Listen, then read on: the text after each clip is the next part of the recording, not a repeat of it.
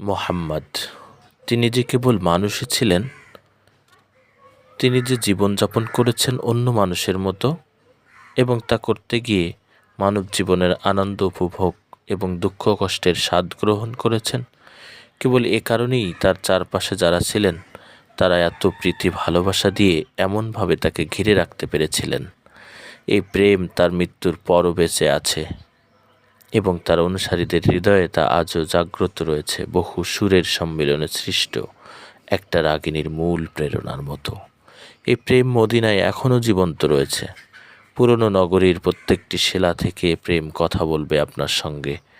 আপনি হাত দিয়ে একে প্রায় স্পর্শ করতে পারবেন, কিন্তু শব্দে একে বন্দি করতে পারবেন না।